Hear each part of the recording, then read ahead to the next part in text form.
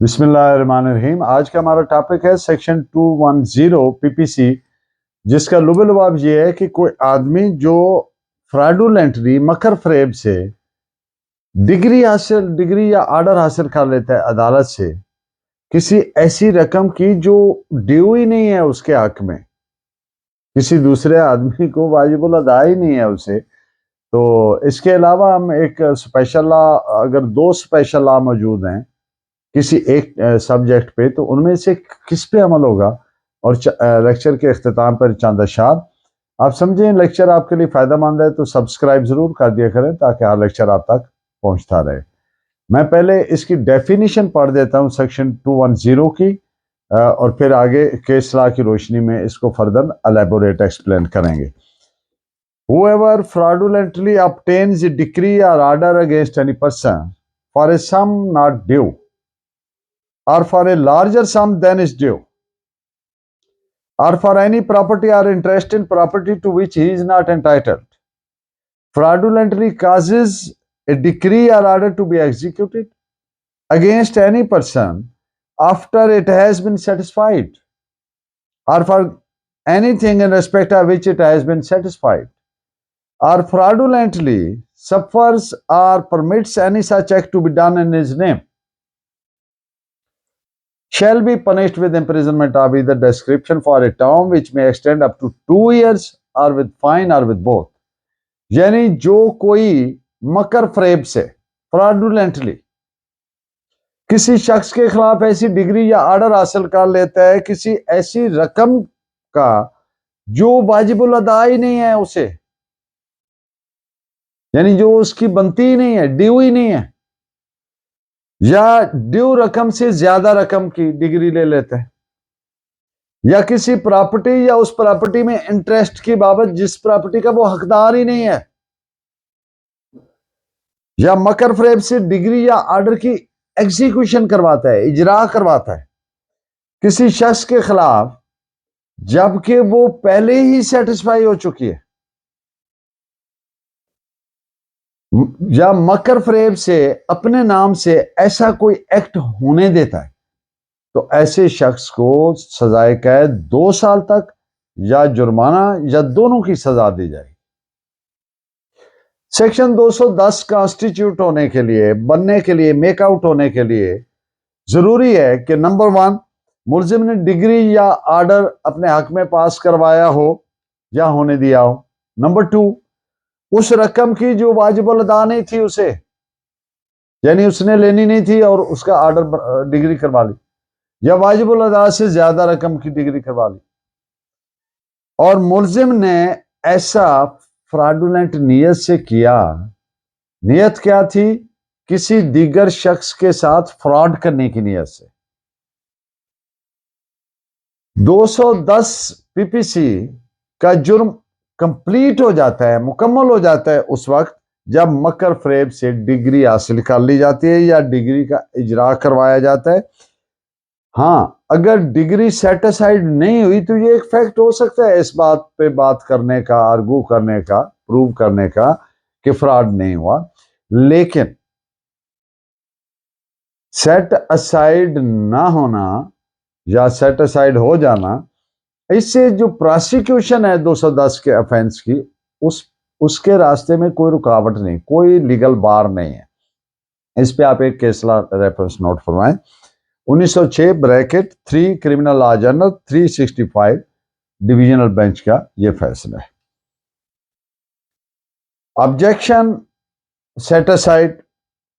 अब मुलजिम की जिम्मेदारी जो है, लाइबिलिटी जो है, इस वजह से कतन खत्म नहीं हो जाएगी कि अटैचमेंट का ऑर्डर फ्रॉडुलेंटली हासिल किया था, मकर फरेब से हासिल किया था, उसकी बाबत ऑब्जेक्शन फाइल किए गए, ऑब्जेक्शन की रोशनी में वो सेट असाइड कर दिया गया। इससे सेक्शन 210 की वायरीज पे कोई फर्क नहीं पड़ेगा, वो उसी तरह से अप्लाई करेगी। This is reported as AIR 1931 Allahabad page 305। अब कुछ लोगों ने मिलके यानी साजिश करके, क्रिमिनल कंस्पिरेसी करके एक फॉल्स क्लेम कोर्ट में फाइल किया और उसकी डिग्री हासिल करने की कोशिश की। अदालत को पता चल गया कि ये फॉल्स क्लेम है। तो पहली बात तो ये होगी कि जब फॉल्स क्लेम साजिश मुजरिमाना के नतीजे में किया गया तो सेक्शन 210 के साथ आप सेक्शन 120 बी पीपीसी का इजाद हो जाएगा, वो भी अप्लाई हो जाएगी। और दूसरी बात यह है कि इससे फर्क नहीं पड़ेगा कि वो डिक्री नहीं हुई, क्योंकि जब अदालत को पता चल गया कि ये तो फॉल्स क्लेम है और फ्रॉडुलेंटली किया गया है तो फिर डिग्री तो नहीं पास होगी, लेकिन जो जहां तक जुर्म का इर्तिकाब है वो मुकम्मल हो गया। This is reported as AIR 1947 Sindh page 49। जब डिग्रीदार यानी डिग्री होल्डर जिसके हक में डिग्री पास हुई है वो उस रकम का इजरा करवाता है जो उसकी बनती ही नहीं है, तो फिर उसी वक्त जो जुर्म है 210 का वो कंप्लीट हो गया, इर्तिकाबे जुर्म 210 मुकम्मल हो गया। इस पे आप केस ला नोट फरमाएं। AIR 1931 Allahabad page 305। एक और बात कि बोनाफाइड अगर मिस्टेक है यानी केस के हालातों वाकयात से यह एस्टेब्लिश होता है, साबित होता है कि ये फ्रॉडुलेंट इंटेंशन नहीं थी, क्रिमिनल इंटेंशन नहीं थी, बल्कि it was inadvertent bona fide mistake, तो फिर इर्तिकाबे जुर्म 210 पीपीसी का नहीं बनेगा। This is reported as 1909 bracket 11 criminal law journal page 202 and AIR 1946 Nagpur page 350। अब एक और बात के इसमें लफ्ज सेटिस्फाई यूज हुआ है। इस लफ्ज को ऑर्डर 21 रूल 2 CPC के मानों में यानी has been certified to the court के सेंस में नहीं लिया जाना, बल्कि इसको ऑर्डिनरी इसकी जो मीनिंग है उसमें लिया जाना है। कैसे? मसलन एक शख्स के खिलाफ 1000 रुपए की डिग्री पास हुई, उसने 1000 रुपए की रकम अदा कर दी, तो अब क्या हो गया? डिग्री सेटिस्फाई होगी। इस सेंस में इसको ऑर्डिनरी सेंस में लिया जाना है, ना कि ऑर्डर की रूल 2 CPC के सेंस में लिया जाना है। इस पे आप केस लॉ भी नोट फरमा लें। 1886 bracket ILR 10 Bombay page 288 DB का फैसला है ये। अब अदालत में 210 का ऑफेंस हो गया, अदालत ने उसमें कंप्लेंट भिजवानी है, तो अदालत को कोई अमर मान्या नहीं है, कोई लीगल बार नहीं है कि वो 340 CRPC की इंक्वायरी करे, वो कर सकती है। इस पे आप एक केस नोट फरमाएं। AIR 1931 Rangoon page 148। Section 195 sub class 1 sub class B CRPC, ये डिसेबलिंग प्रोविजन है उन ऑफेंसेस की बाबत, उन जराइम की बाबत जिनका इर्तिकाब होता है अदालत में या अदालती प्रोसीडिंग से मुतल्लिक। तो वहां पर no court shall take cognizance का लफ्ज आप देखते हैं, यानी उसका एक स्पेसिफिक प्रोसीजर प्रोवाइडेड है। और आप जानते हैं when something is provided by law to be done in a particular manner, then that thing must be done in that manner alone और नॉट एट ऑल। तो फिर उसका तरीकाकार 195 में प्रेस्क्राइब कर दिया गया, वो इख्तियार करना है, और that is to be read along with section 476 CRPC।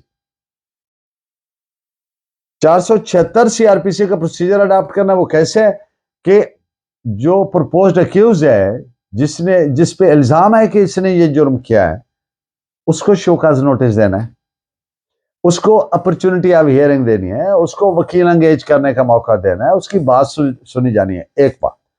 दूसरी बात यह है कि कोर्ट ने टेंटेटिवली अपना अप्रेस करना है, असेस करना है और उस पर फाइंडिंग देनी है। और तीसरी बात यह कि court, if the court is of the opinion कि ये ऑफेंस हुआ है, तो फिर कोर्ट उसकी तहरीरी कंप्लेंट भेजेगी एरिया मैजिस्ट्रेट को। कौन से एरिया मैजिस्ट्रेट को? जिस एरिया में वो अदालत सिचुएटेड है, उसको भेजेगी कि इसका सजा जजा का फैसला करे। और आप जानते हैं कि जब पब्लिक सर्वेंट कंप्लेंट भेजता है, जज भी पब्लिक सर्वेंट है, कोर्ट भी पब्लिक सर्वेंट है, तो जब पब्लिक सर्वेंट कंप्लेंट भेजता है तो वो पर्ची एडमिटेड होती है और आगे जो मुलजमान होते हैं उनको समन किया जाता है। उसमें आम रूटीन वाली जो प्राइवेट कंप्लेंट इस्तगासा होता है वो प्रोसीडिंग नहीं होती। एक बात। दूसरी बात यह है कि जो कंप्लेंट भेजता है, तहरीरी कंप्लेंट अदालत भेजती है, वो जज के साइंड होती है। लेकिन हाई कोर्ट में एक थोड़ा सा फर्क है कि हाई कोर्ट के जज साहब अपने किसी ऑफिसर को डिप्यूट कर सकते हैं और वो उस पर साइन करके भेज सकता है। उसमें कोई लीगल लैकुना नहीं तस्वर किया जाएगा। इस पे आप 2 जजमेंट्स नोट फरमा लें। PLD 1975 Lahore page 1407 and AIR 1966 supreme court page 1775। और अब बात थोड़ी मुख्तसरन हो जाए स्पेशल लॉज की। किसी एक सब्जेक्ट मैटर पे अगर 2 स्पेशल लॉ मौजूद हैं और उनकी कोई एक या एक से ज्यादा प्रोविजन ऐसी हैं जो ओवरराइडिंग इफेक्ट रखती हैं या कोई कंफ्लिक्ट की सूरत पैदा होती है, तो सवाल पैदा होता है कि किस पे अमल होगा, विच वन शैल प्रिवेल। तो इसका जवाब ये है, the statute which is later in time, जो बाद में जो कानून स्पेशल लॉ आया है उस पे अमल होगा, which is later in time. इस पे रेफरेंस भी नोट फरमा लें। 2021 Pakistan criminal law journal page 787। And in the end of the lecture 2 खूबसूरत अशार आपके लिए कि तुम्हारे शहर को जाते हुए ये लारियों वाले, तुम्हारे शहर को जाते हुए ये लारियों वाले सदा लगाते नहीं, मुझ पे तंज करते हैं और चुपचाप जैसे काटी है, चुपचाप जैसे काटी है मैशर में देखना, मुझसे खुदा कहेगा कोई बात शात कर। आपका बहुत शुक्रिया। Please keep watching and guiding me by your valuable comments. अल्लाह ने के बाद।